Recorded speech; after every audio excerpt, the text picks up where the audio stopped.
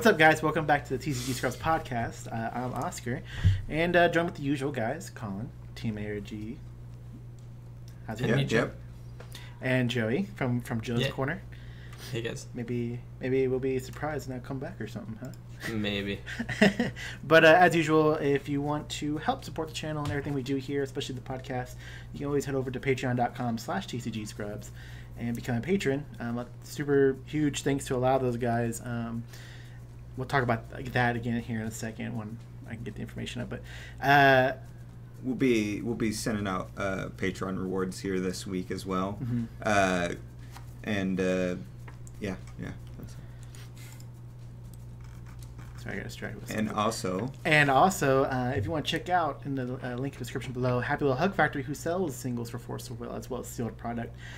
Sometimes you won't find at your local stores sealed product, because I know some people say the local scene's not really kicking in alive. So if you have that issue, definitely visit Happy Little Hug Factory. You can pick up especially pre-orders for this new set. Look really awesome. I know there's a special deal on the starter decks, right, Colin? Yeah, well, they have the booster boxes for $80, and the starter decks are $15 each for new Valhalla. But if you get all 5 starter decks at once you add them in the cart, it automatically take $10 off. So it's grand total of $65 for all 5 starter decks when you go through there. Oh, that's a good deal. I still need to grab ours, but I'm sure our LGS will have some, so I'll pick some up from her. But what else was there? The other just make sure to visit the link in the description below so that they know we sent you over. And back to the... They also are carrying Warhammer now. If you guys are playing Warhammer Age of Sigmar Champions, they are now carrying booster boxes, starter decks, and singles for the game, which is pretty awesome. And the starter decks, I believe, I don't know if it's still going on or not, but they were having a special on those starter decks where if you got all 4, you got a discount as well. So be sure to check that out, especially if you want to see that game take off. It'll be good to show support for that. And once again, the link in the description below before you do that. Yeah. And I was going to give a huge shout out to one of our patrons, which was Hooflung128, for giving us this amazing donation of a sound mixer. I'll put a picture up right now so y'all guys can see that with XLR cables and everything, which is like crazy. Crazy. But and it's a little bit bigger than I thought it was going to be. It takes like quite a bit of my desk space. I need a bigger desk now. But yeah, I'm excited to start using it. I'm still figuring it out right now, and probably going to need to buy a couple of things before it's 100% ready to go. But I don't know. Huge thanks to that guy. Yeah. That's super awesome. Yeah, it shocked me when I saw that. What? You're giving me this? But yeah. I'm curious how that'll all work. And like Oscar and I were talking about how it'll have uses outside of just straight up the normal things. Like when we go on our road trips, it'll make it easier possibly to do things like on the fly mixes, so we can actually do podcasts like when Oscar and I go to our GPs and stuff like that. It could potentially help with that type of situation. Yeah, we're talking about we might just need like a couple more mics for on the road, and then we can do like special guest podcasts like with somebody. I might send you guys my condenser mic. Yeah, that'll work too. He gives us one more, just one more after that. Cause I figured it'd be like a Colin, myself, and like one special guest type podcast if we do these road trips. Which would be pretty cool. There's always someone cool at the GP, which we'll hopefully be doing more GPs this upcoming season, so that we'll be able to just participate more. I know, I mean, I have to do more GPs, but just in general, and it'll be cool to like meet a lot more people and just do a lot of cool stuff with those. Even if we're not fully participating, just doing lots of filming and different things like that will be a lot of fun. Oh yeah. So do you have a quota for GPs or tournaments? Kind of. Right? I don't know if there's an exact quota, but there's like a suggested number. So. That's cool. Well, I can't wait for that new season to be announced. I know that there was like heavy hints at was it open play from Rob when he was in Denver, but I didn't catch if he talked too much in detail about how that was going to work or when the season was officially going to start, because I only got to watch like the first round or two of Jeremy's stream, which, guys, you can go visit Roller School if you missed the stream for Colorado GP. And he was teasing it between rounds, but I didn't get to catch all the rounds, so I'm not sure 100% what, if he continued talking about it or what else was being discussed. But Yeah, it sounds like there's something going to happen, but yeah, I don't know when it'll be announced, but we know for sure something will happen. Yeah, and for new players, I know there's a lot of new players, or even players coming back. There's always this like kind of downtime after Worlds, which Worlds is in pretty much a month from now, and it was a downtime of like no events took place until probably right around December, and one of the first events to kick off was usually an ARG event, and then the GP usually followed in like maybe January, February, somewhere around there. But they're saying that we'll have not as large as a downtime this season, so things will be kind of kicking in shortly after Worlds or something like that, which is good because I know like most card games do that. I know Pokemon make sure there's no downtime between seasons because you can lose players sometimes. There have definitely been like an influx of like, hey, I'm a new player, posts and like where how do I start, which would be way easier if we had all the starter decks out already, but. Yeah, it's crazy. Just like a little bit of advertising at Gen Con. Like, who would have known that showing people you have a game would make people aware that you had a game? It's crazy. They showed it at Gen Con. That was one step. At Gen Con, the YouTuber caught on to the game, did his video, which was advertising. It's just like one after the other, and so you can see it. There's people like, oh, hey, I'm from Magic. I'm considering playing this game. Or there's, hey, I was at Gen Con. I learned this game. It's pretty cool. And then we're also getting ones who are like, hey, I haven't played this game in a long time. I'm coming back. What's up? So it's pretty awesome seeing all of it come back. Yeah, just as that example, like they showed just by advertising, being at Gen Con, they showed one person how to play. That one person went and made a video, which now, based on the views that video has gotten, has shown 12,000 more people. And of those 12,000 people, it has like an 80 or 90% like to dislike ratio, or 90% at minimum.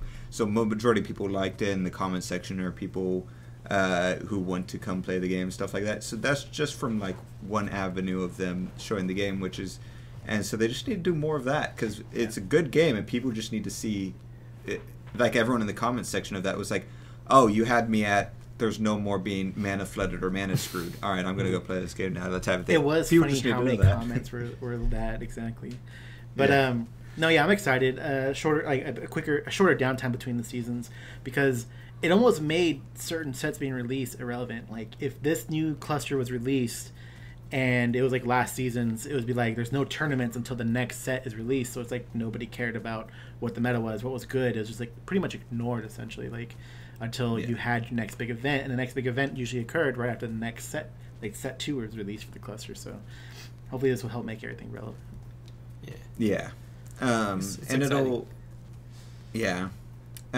It'll be interesting to see too because I feel like New Valhalla is almost like a nice soft reset to the game. Yeah. It's a new direction, new hopefully balance. We'll see. We'll talk about that later, and different things like that. And so it'll be interesting to see what people do because I'm a huge fan of New Frontiers. I just like it's across all card games I play. I like just that type of format. With this though, I could be interested in just cluster format. I'm not a big fan of cluster format, but I'd be interested in this New Valhalla because I'd be fine with treating this almost like the new reset of the game, is making this a starting point, especially since I assume Sherry will be banned, but even if Sherry's not banned, then that's an easy workaround of if everyone just plays cluster format, it's a way to get all the degenerate stuff out of the game nice and easy, and just hopefully from that point, from New Valhalla onward, it'll be nice, easy game that they won't mess up again. Which is another thing that we were talking about is like on our local level is this is like kind of like I guess everywhere else. Our locals has kind of died off a bit. I'm not sure what it is. People are just getting busy. Other card games, Sherry, what have you. But I know that something we've been discussing lately was kind of doing like a cluster only format to kind of help reboot the whole local scene for us at least, to see if that kind of drives people to get back into the game, or even to help newer players jump into the game so they can just pick up starter decks and maybe a few booster packs or maybe a box, whatever they want to spend on. And we're all kind of on the same level of like trying to figure out what we're going to build from that point, which seems like a really good idea. I'm just hoping it works really well. The first set will be a little bit iffy just because there's not a lot you can do, but from that point on, it'll be a little bit better. Yeah. I feel like cluster format was really always interesting to me because like I believe in Magic, like they used to do like Magic had like 6 booster boxes in there, or 6 like sets, like 6 like booster releases. I don't really know how to phrase it. So like I feel like 5 is still like a good amount, and this would still be a lot of fun for like cluster format. I think it'd be really like, I think it'd be kind of cool.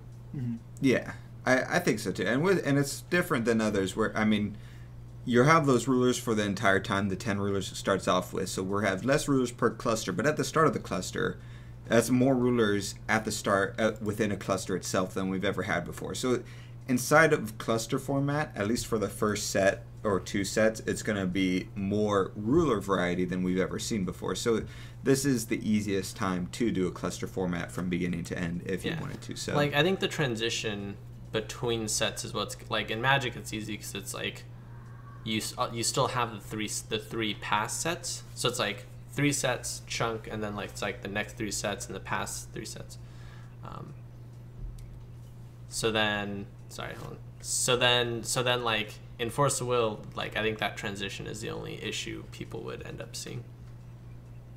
And sort of, is something else you want to say on that, Oscar, before I?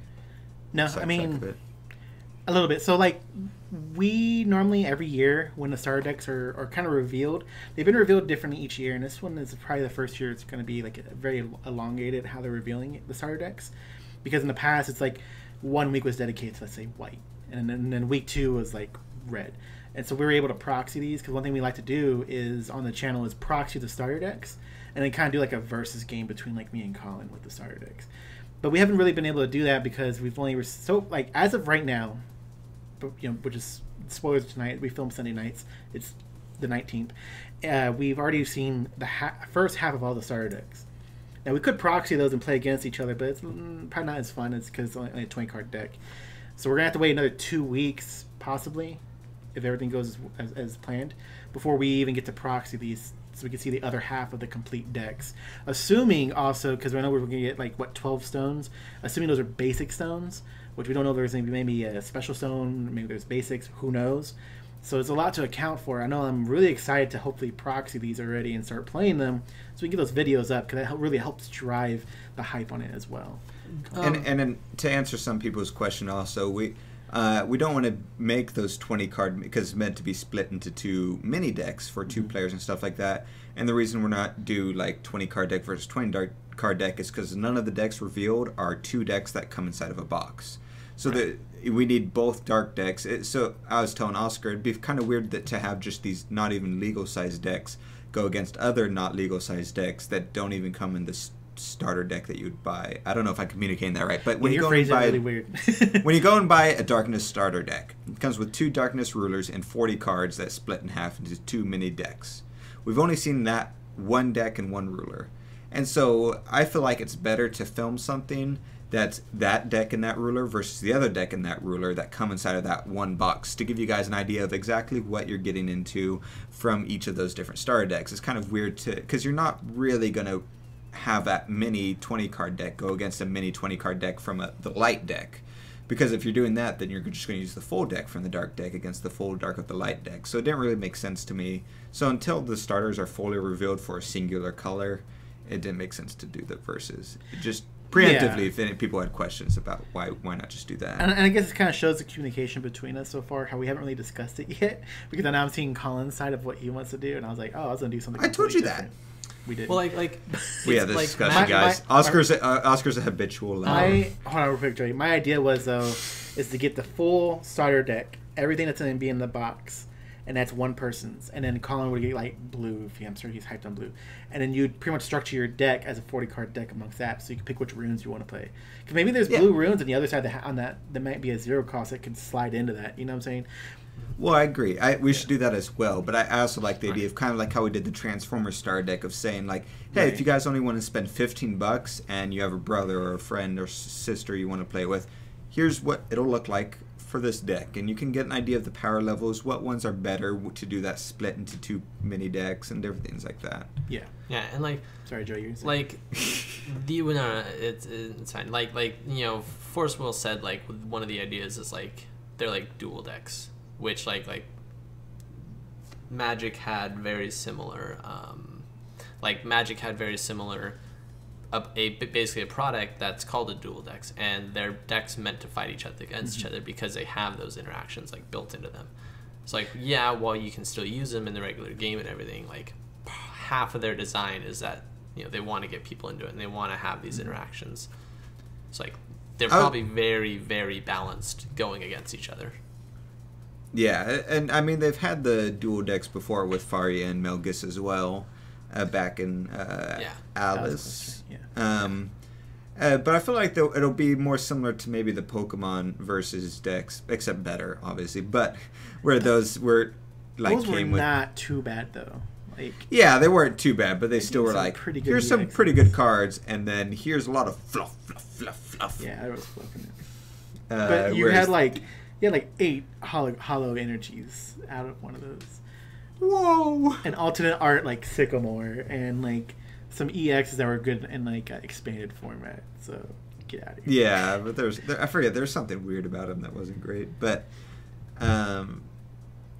yeah, so I'm pretty excited for the Star decks though, and to play with them. So we'll see how that is. Yeah, that's just something I wanted to address. That like in case some of you who have been following us through the years, whatever, that expect to see these videos raised. Like that's kind of why we haven't filmed them yet, or even started doing anything with them yet.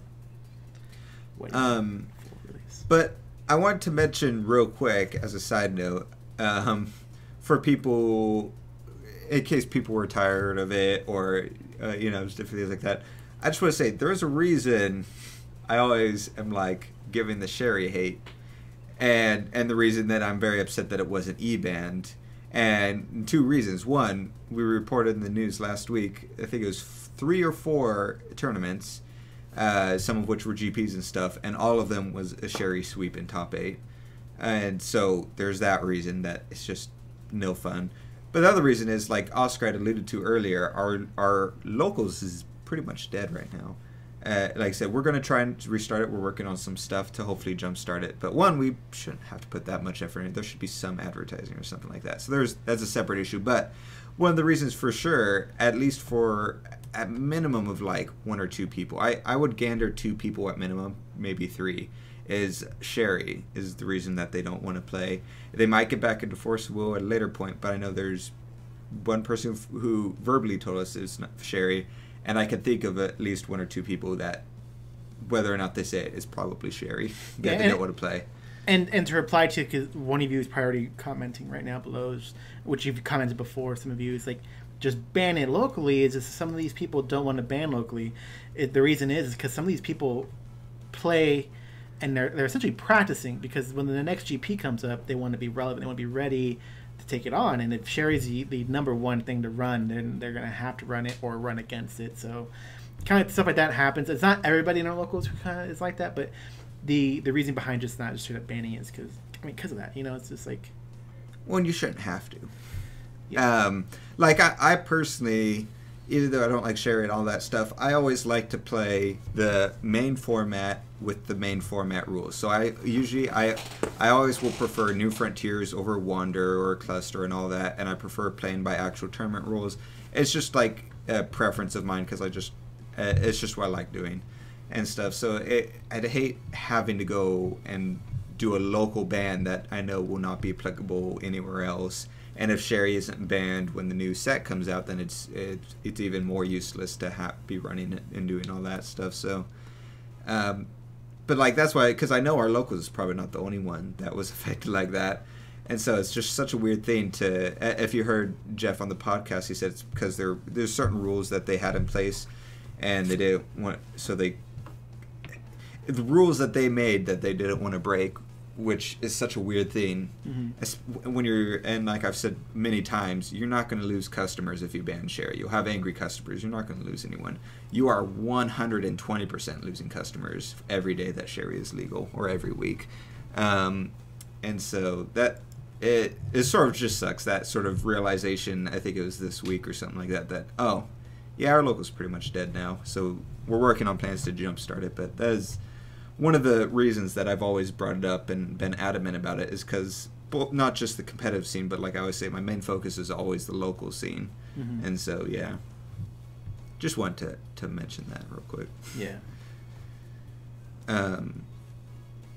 there's something I was going to use as a jumping off point for that, but we could talk about banning the zero cost discard card, right?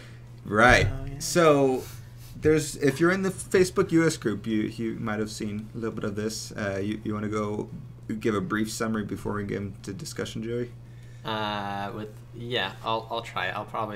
My video will probably cut in and out, but basically they just released the black spoilers, and there were a lot of questionable stuff that they were showing. Most of it was, really interesting stuff that, really good stuff that they were showing. Like there was fair stuff, there's stuff that was making black a little stronger, and then there was a zero cost card, the zero cost rune that made your opponent discard a card at random. And the community all got up and roar. Like Colin, Oscar, and I were all kind of like talking about it on our spoilers episodes, and so. Not only that, we also wanted to go over like how we felt about kind of like spoilers this far. How we're like what we've seen from this stuff, what we think going forward. Like we didn't want to harp on just this, but we'll harp a little bit on it. Yeah, we will harp a little bit on it. So. And basically, and it's not to give some context. So the Black Star deck is going to be half of it at least is going to have an emphasis on discard abilities, and so we already got a 1 cost that's just straight up a way better version than Thought Control, like way better for 1 cost, because Thought Control is 1 cost. Your opponent discards you choose a card 3 costs or less. Your opponent discards, and this new one's a 1 cost. Your opponent and you choose a card that's 4 costs or less that your opponent discards. So and just there alone. Yeah, well, I was saying that alone, it's already just miles ahead of Thought Control, because it's not just like, oh, it's 1 more, it's a little bit better. That opens up a whole new set of things you can discard, especially if you've been following the spoilers. There's actually a decent amount of 4-cost items here. And then there's also these optional Awakening. I think it's 2 cost or 3 cost for the 2. Awakening, Joey? 2 cost, jeez. And you, what is it? The Awakening? You would look for certain costs more in addition. Oh, 5 or more cost, and you discard that as well. 5 or more. And so I feel like the 5 or more isn't. You already have hand knowledge because you're already playing. Like 5 or more is fair. Well, because you already have hand knowledge, so because you're playing the 1 cost resonator that when your opponent reveals their hand. No, I'm not playing that. And so you're 100% playing that, because that with Glint of Insight is godlike. But yeah, I'm just playing Glint of Insight second. The amount of hand control is going to be crazy, and so combined with that 0 cost, so 1 is 0 cost is 0 cost, and people have been bringing up the fact that they're like, oh, you don't understand, Divinity is going to be a high cost, or Divinity is a big part of it, and all that stuff. Is Divinity 2? It's literally the lowest cost Divinity that we've seen out of any rune that I'm aware of, unless there's a Divinity 1 I'm forgetting of. Wait, this card we're talking about? For the discard, or the one that's the discard? Gotcha. I'm still stuck on the better Thought Control one for some reason. No, that's not even Divinity. Something else.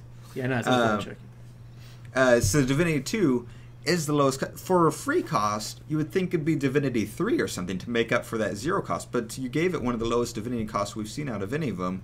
And it's only taken up a 2 there's no reason not to take up Divinity 2, and people are saying, as far as the runes we've seen so far, there's no reason not to slot that in. Of course, bigger stuff might go down the road, but I can't think, especially if you're running a hand control deck, there will never be a rune that's better than this.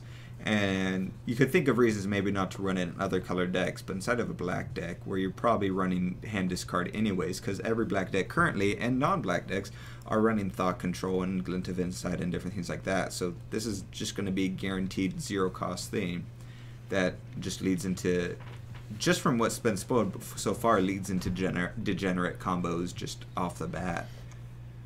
We were talking about what Joey had said some good stuff about it. Yeah, real quick, I didn't have any good stuff to say about it. I said something, you're like, meh, I don't care. I was saying like, man, in Epic Stories, everybody's discarding. Oh yeah. Yeah, I remember that. Like, I didn't really care too much in Epic Stories if some people make me discard a card. But, like, my thing about this is, like... Question real quick, I'm sorry.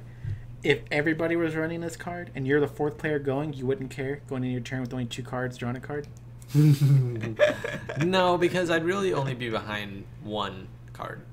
It's like, if everybody was running it, everybody would play it, and at the end of the time, like, everyone would have only 1 more card than me.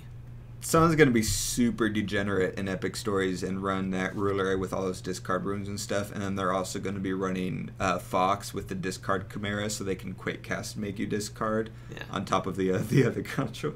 Yeah, and like, it's going to be super it'd be a little degenerate. annoying, but, like, if everybody's doing it, like, Then it's okay. I'd just be, like, 1 off. But one combo... I admit, Oscar's just like sitting so still, it's like bothering me.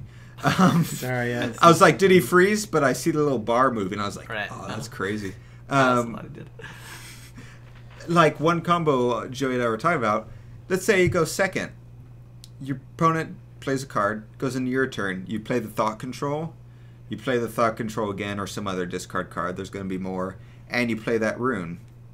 You've made your opponent discard 3 cards. So now they're down to 1 card. Okay. You go to your opponent's turn, they draw a card. All they have to do is play 1 card. Or not play and card. pass to your turn. You call a stone, you have 2 stones. You can now play that for 2 cost. Is she an angel or something like that? Fallen Angel. I don't think for she's a 2. fallen angel. Because she costs 3 void less if your opponent has 1 or less cards in their hand. So you now have complete and total control of your opponent's hand by only using 1 rune and 2 will. You've made your opponent discard 3 cards, 2 of which you got to choose, 1 of which was random, so it could have been a crazy good card. And as someone had pointed out, the randomness also punishes your opponent for doing a good mulligan as well, and makes your opponent permanently always starts with 4 cards in their hand. But now you have field control. I forget what other stuff the Fallen Angel does, but you have control over all that other stuff. And it's a dark deck, so you'll maintain field control on your opponent's field because you have destruction. You'll maintain hand control because there'll be more stuff for that.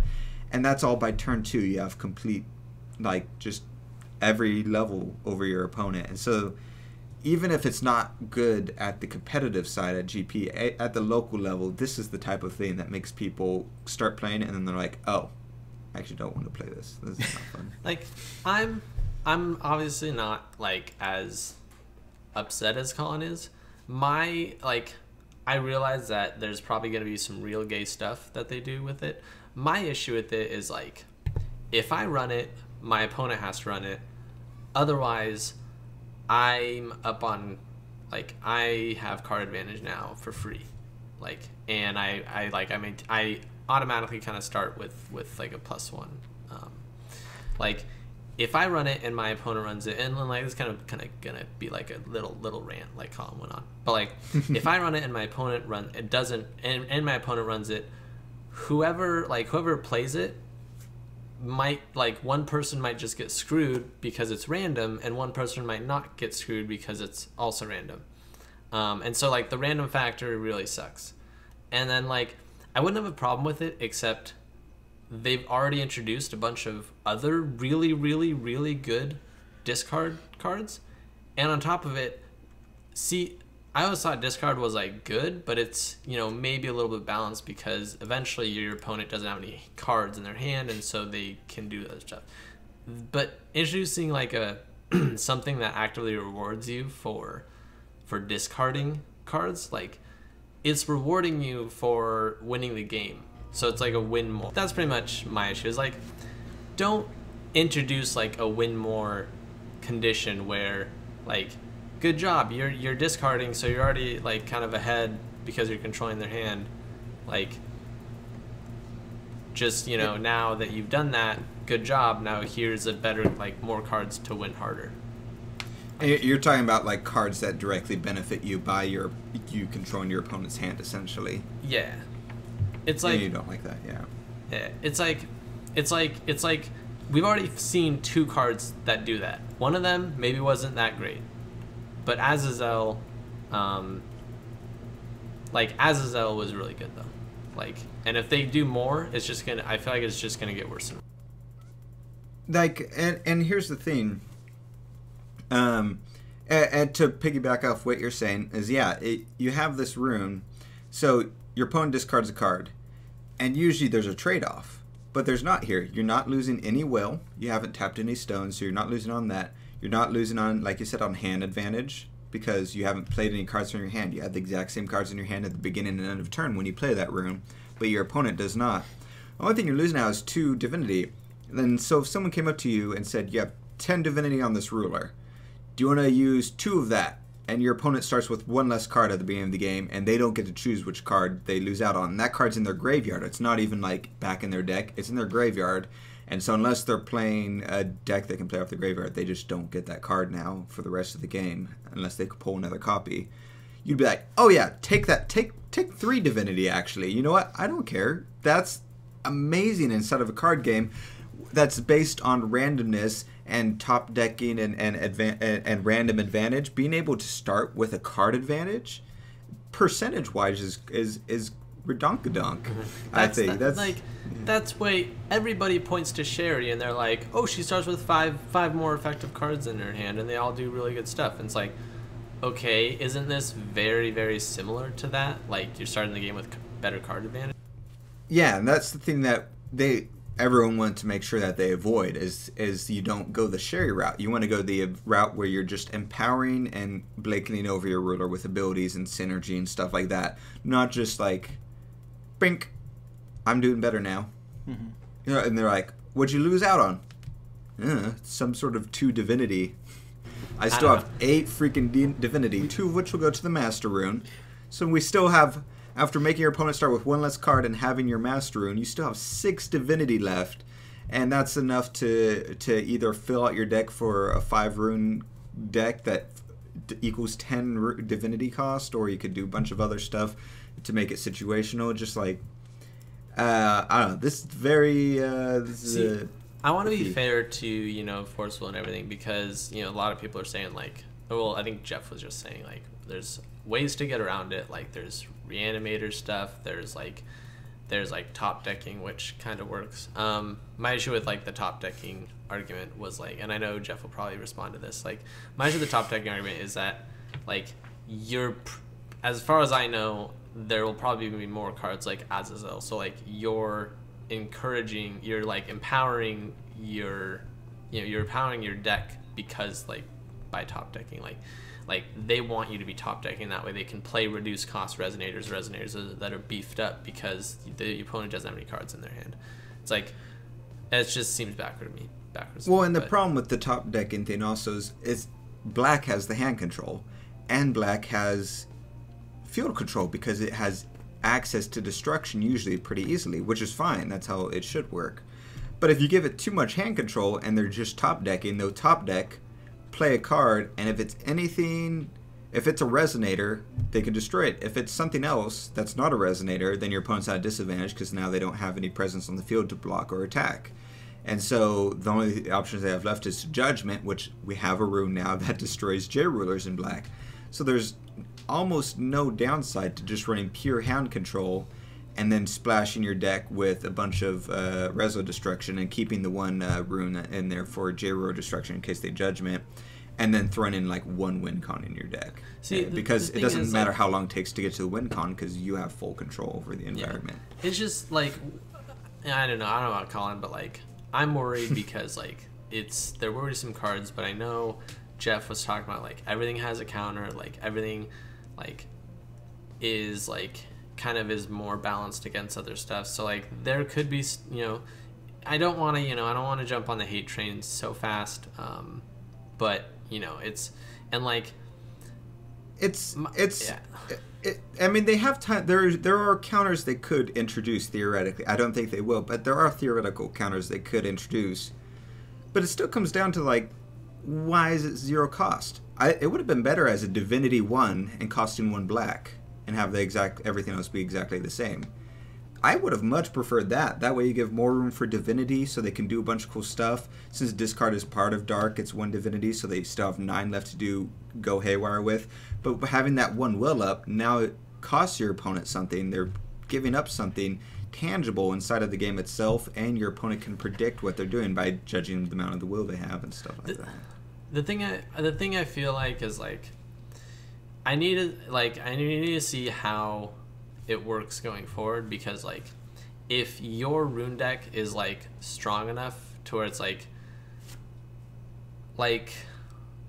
let's say like, you know, your 5 cards of that you have divinity is like better than your opponent's 5 cards, like those 5 cards in your divinity could get you through like to win the game, like especially if it's like aggro based, like to where like those 5 cards and along with like some kind of aggro ruler could just, you know, outpace something like a hand discard deck. So I don't know, but my issue with that is like there's other decks that are really gonna just suffer from fighting this deck, like if it ends up existing and is like really strong. Yeah, you know, I'm interested in seeing kind of how things go, because I know like in the past there's been cards people freak out about, and then you look at it in actual play and it's not even seen, and then you see stuff that people don't freak out about, and then you look at it and it's like that card's completely broken, everybody's playing that type of situation. So like when I see people freak out, I really don't pay attention to it, to be honest. I'm just gonna see how it goes when you actually get into it. Second is I also want to see what the other half of this black starter deck is going to have, because for all we know, it's kind of like the counter to it. Like it has cards in hands that when it loses them, it can probably replay them from graveyard, or it can, you know, do something to that effect. Like, oh, it benefits from being discarded type situation. Like, which we'll find out this week what the other half does. That's only beneficial though if they had done the other thing, which I think would have been way better for a 0-cost rune, which is your opponent chooses a card and discards that. Then you got to think twice about playing that card, because depending on the deck your opponent's running, they could purposely discard a card that gives them the effect. At random, though, it's up in the air. If you'd have to run a deck completely full of cards that get effects of going to their graveyard in order to benefit. A little bit, yeah. Because of the random thing. I think if this card was even if this card, once again, went back to Divinity 1 and was 0-cost, but your opponent choose a card, I mean, that'd still be... I just don't like the free cost aspect of most things, so I'd still be like itchy about it, but I don't think it would have been an uproar as it is now, because not only could you choose a card you don't care about discarding, but like I said, you could choose a card that has a benefit from... We have cards like that right now that benefit from being discarded, and then it could also almost be a detriment to do that to your opponent and make your opponent really think about it. Having it random is a little... I don't know. But we'll see. Like I said, there is technically counters that could exist for it. They're very... it's very narrow, the type of counters that could exist for it. But I hope that they get those counters in most colors or every color, because like I don't want to have to like not be able to play like a white deck that I think is really cool, which, you know, happens a lot, like pandas and, you know, like Scarlet, like it happens. So, but like, you know, it's like they print out all this Scarlet support and then the deck just sucks. So, you know, now you can never play Scarlet because black benefits off of you playing Scarlet correctly. Yeah, see, I think that would be interesting. But so one thing I wanted to make a point is, and it was a comment from Jeff in the U.S. group, and it's kind of for those who don't follow the U.S. group, but he says, although I do find every spoiler season there is public outcry at least 2 to 3 times a set, I expect about 6 to 7 for New Valhalla. We've had 2 to 3 so far, I think. So I'm really interested to see what else is going to come out that he's expecting outcry over. What were the other public outcries besides this one? There was the I think once I know you were saying that once people started to figure out how the rune deck was working, they weren't too happy. Right? Oh, you think that was a public outcry? You're not talking about specific cards? That I wouldn't call that outcry as much as like people not understanding. Like Jeff had mentioned on the podcast. They understood how it worked, and then they didn't like that they understood how it worked, because they're like, oh, it's just Sherry all over again. I thought this was going to be more unique and like kind of J-ruler abilities, and it's not. Well, I mean, I guess there's... talking about. They made the post about it. No, I'm saying like what Jeff said, where people just don't understand like how the game is going to work, and it's hard to tell until everything's revealed and they actually play it. Yeah, no. And then it'll sort of click, and that's what I'm sort of saying. Oh yeah, no, I'm talking about like actual public outcry. This was one of them. So that's one of them. Well, and then now this black card's another one, and so I'm sure I don't know what the other one would have been, but the 2-cost green card where you discard Spirit Stones was there. You go. That's another one. Oh, that's legitimate. I think that was a legitimate concern, unless they banned Spirit Stone. We should also talk about like where we think the spoilers are at right now, though. like because I kind of want to get into that, like the bigger idea. I know we harped a lot on this, on how we felt. Before I get there, I do want to incoming message, and it's from Taylor Norris to say that he is the greatest, but don't tell Alex. All right, we can continue. All right, it's okay. Alex doesn't watch this. No, I know it sounds based on the last bit not great, but outside of that card and a couple of the green cards, I've really been liking these spoilers a lot. Like I've been getting pretty hyped about this. I really love the rune decks and how they work. I'm actually really excited about the different variety, like the fact that your opponent will be able to flip and you see their ruler, you see what kind of deck they're running, but you still won't know what their rune deck is. Even if they're net deck, I think even people who net deck are going to be changing up the rune deck based on their specific play style and stuff, and it's going to be a lot more personalized. I think, and it's more, it's just more variety and stuff based on what we see. And I keep forgetting that the runes can go in different colors, which is good and bad, as because you have stuff like the 0-cost discard that you now can just throw into any deck. So that's a downside, but the plus side is you opponent flips and you see they have a yellow ruler and they're running mono yellow. And they could flip that, and you're discarding a card now, and so you can have surprise tactics like that and stuff. So especially blue. I've been loving blue a lot. So I have high hopes. Yeah, blue's pretty hype right now. I like overall the way everything's looking as well. A lot of the cards are very like in white so far, very pretty cards. And then I'm still hyped. I'm trying not to get that hype level too high. And I don't like that they keep delaying it. But the Egyptian stuff, I really hope it's going to be the worst out of all that we just watched. I am honestly kind of prepared for that to happen. And they'll be like, all right, well, I guess I'm playing black. And so we'll see. But like, that's what I'm really waiting for. Like when that comes in, I'll then chime in next week what I think the set so far. I'll be super disappointed if they introduce Egyptians and pyramids, but at some point they don't introduce aliens that integrated into the Egyptian culture to help like build the pyramids and stuff like that. Stargated. That'd be they let's not go that far. But introduce aliens into Force Will through Egyptians would be so cool. Yeah, that'd cool. Actually be kind of cool. Yeah. Yeah, you guys warmed up real fast. Yeah. I will say, Colin, I don't agree. Like I think people who get a net deck are just gonna net deck. I don't think so. I think when it comes to the rune deck, I think people are going to start getting very... I could be wrong, but I think people are going to start getting very like protective about the rune deck. Kind of like, I'll do whatever I want with the other stuff, but this is me. This rune deck, when I do this color, this is my deck. Like when I go and I play League of Legends, even if I play a champion that this time around might be popular or something like that, I still have my build I do for it. And even if I do another build, I still have my specific... I always will build Rod of Ages for most AP characters, which most people don't do, but that's just what I like to do. And so I think the rune decks might slot into that, where people are like, I'm going to be Oscar, and I'll net deck this deck, and I'll use the ruler and the stones. But no one's going to touch my... It's yellow, so I will always run life gain in my rune deck. That's just what I do.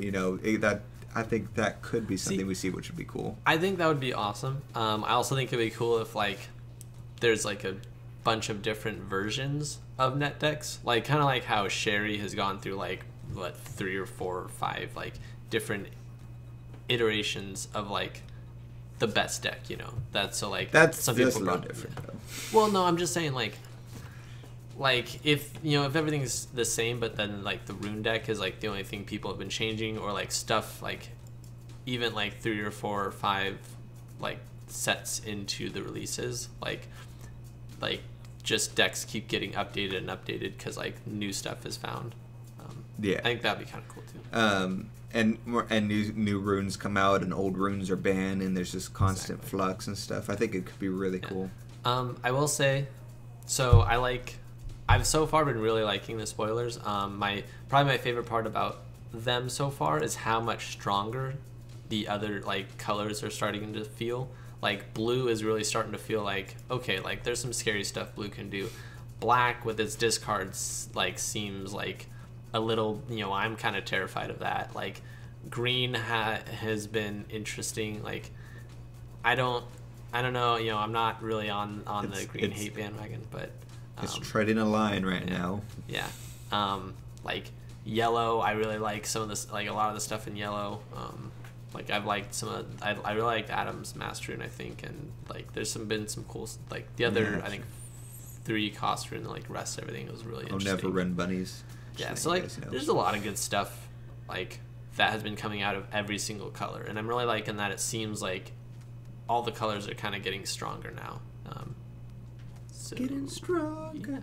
Yeah. And not like strong. It's for the most part, it's mostly like synergetic strong. There's no 2-drop 9/9. There's a 5-drop that you pay 3 void less if your opponent has those cards in the hand. Which I know we disagree with that premise, but the point is it still has to work off of something. There's and we've seen that several times. That Arthur comes in and he can field clear and destroy stuff only if this other condition is met. So it's a lot of synergy that leads into stuff, which I think is really cool. Yeah, like it's like